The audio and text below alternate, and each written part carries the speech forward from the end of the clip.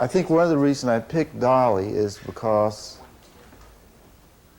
Dali's a kind of archetypical man in the print field. I mean, he has both, you know, exploited and been exploited in printmaking, and that's both the joys and the danger of printmaking. And somehow, Dali became something that a subject that I wanted to deal with.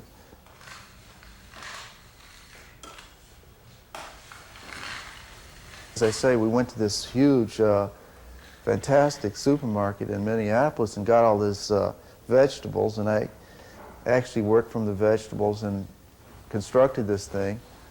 And then Steve began right away breaking it down into practical, workable terms to flatten it out for the print. Now this is two kind of mediums. The salad is silkscreen on vinyl, and the head and hands are lithography on paper. But what happens after I left, and it took quite a time to pull this thing off, was that Steve was taking about half of his working space up with the assembly of these pieces. They were, the heads were all over the place. I mean, it really looked like a factory. There were great stacks of lettuce, because there must be, I don't know, probably 20-odd different kinds of lettuce and celery and radishes, and they were all in neat stacks. I like this print very much. I think it's a very unusual print. It's beautifully carried out. I mean, technically it's wonderful.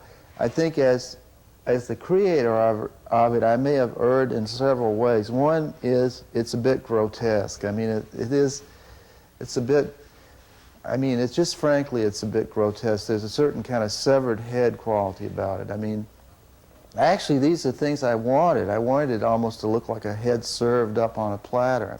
I wanted the bubble. I liked the idea of the bubble because the bubble had to do with like the serving platter idea, or being under a, you know, steam table or something of that sort, some kind of a nature, something both of Dali melting, the idea of him liking things that melted.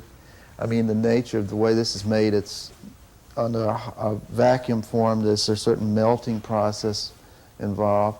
I mean, all these things I thought related to the piece. The other alternative was to do a square box like this. And I must say, looking at it now, the bubble seems to be more interesting. I mean, it's